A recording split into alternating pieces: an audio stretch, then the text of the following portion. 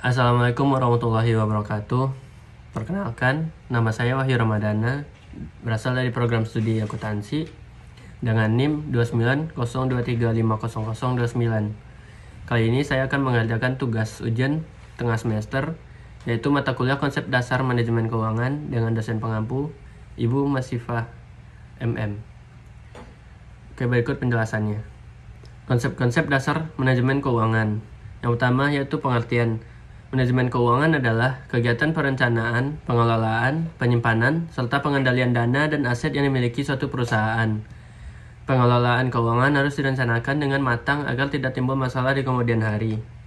Oke, berikutnya tujuan. Tujuannya adalah memastikan bahwa sumber daya keuangan digunakan secara efisien dan efektif guna memaksimalkan keuntungan dan nilai perusahaan. Dalam manajemen keuangan, profitabilitas, likuiditas, dan pertumbuhan adalah tiga aspek utama yang saling berkaitan dengan dan penting untuk menjaga kesehatan finansial dan pengelangsungan bisnis.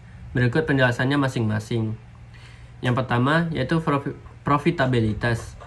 Profitabilitas mengacu pada kemampuan perusahaan menghasilkan laba atau keuntungan dari aktivitas operasionalnya. Manajemen keuangan bertujuan untuk meningkatkan profitabilitas melalui penggunaan dana yang efisien dan investasi yang tepat. Ukuran profitabilitas ini dapat dilihat dari beberapa rasio seperti yang pertama, gross profit margin, yaitu persentase keuntungan kotor dari penjualan. Yang kedua, net profit margin, yaitu persentase keuntungan bersih setelah biaya-biaya dipotong. Yang ketiga yaitu return on asset atau ROA dan return on equipment atau ROE. Indikator yang menunjukkan seberapa efektif perusahaan menggunakan aset dan modal untuk menghasilkan laba. Profitabilitas yang baik mencerminkan performa perusahaan yang efisien dan berkelanjutan, sehingga mampu memberikan nilai tambah bagi pemegang saham dan penarik investor. Yang kedua yaitu likuiditas. Likuiditas adalah kemampuan perusahaan untuk memenuhi kewajiban jangka pendeknya atau membayar utang yang jatuh tempo. Likuiditas ini penting untuk perusahaan tetap agar beroperasi tanpa hambatan, terutama dalam situasi kebutuhan mendesak atau dana tunai. Untuk mengukur likuiditas, manajemen keuangan menggunakan beberapa rasio sebagai berikut. Yang pertama yaitu current ratio. Rasio antara aset lancar terhadap kewajiban lancar. Rasio ini menunjukkan kemampuan perusahaan dalam melunasi kewajiban jangka pendeknya. Yang kedua yaitu quick ratio atau acid test ratio. Rasio yang lebih ketat dari current ratio karena hanya mempertimbangkan aset yang paling liquid. Tingkat likuiditas yang baik membantu perusahaan menghindari risiko bangkrut atau gagal bayar, menjaga operasional yang stabil. Yang ketiga adanya pertumbuhan. Pertumbuhan dalam manajemen keuangan berkaitan dengan upaya perusahaan untuk meningkatkan ukuran atau skala operasinya dari waktu ke waktu, baik melalui peningkatan pendapatan, aset, maupun pangsa pasar. Manajemen keuangan mendukung pertumbuhan dengan merencanakan penggunaan modal dan ekspansi, penelitian dan pengembangan atau R&D, dan investasi strategis lainnya. Oke, selanjutnya fungsi manajemen keuangan. Di sini terdapat 4 fungsi dari manajemen keuangan, yaitu yang pertama, perencanaan keuangan. Fungsi perencanaan keuangan mencakup pengaturan dan perencanaan kebutuhan dana perusahaan untuk mencapai tujuan bisnis. Ini melibatkan proyeksi pendapatan dan pengeluaran, serta anggaran yang diperlukan untuk investasi, operasi, dan pengembangan. Yang kedua yaitu penganggaran atau budgeting.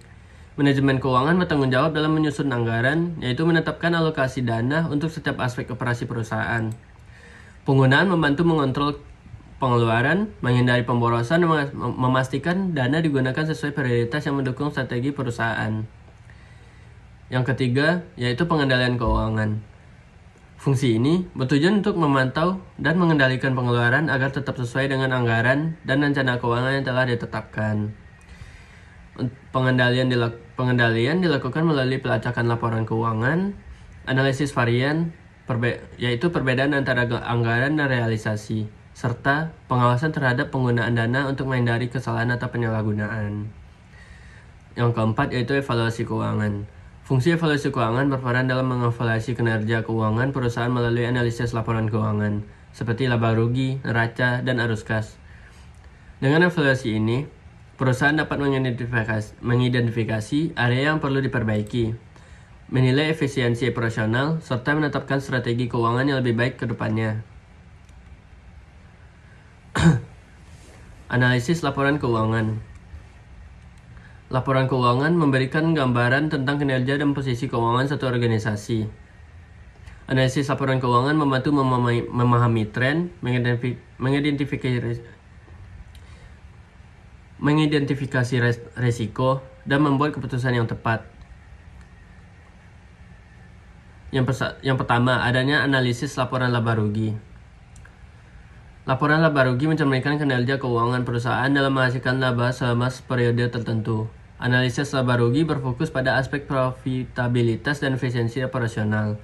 Yang kedua, adanya neraca atau balance sheet adalah laporan keuangan yang mencatat posisi keuangan perusahaan pada satu titik waktu tertentu. Yang ketiga, adanya laporan arus kas. Adalah salah satu laporan keuangan utama yang menunjukkan aliran masuk dan keluar kas selama periode tertentu. Oke, baik, sekian mungkin presentasi dari saya. Jika ada kekurangan dan kesalahan, mohon maaf. Terima kasih. Assalamualaikum warahmatullahi wabarakatuh.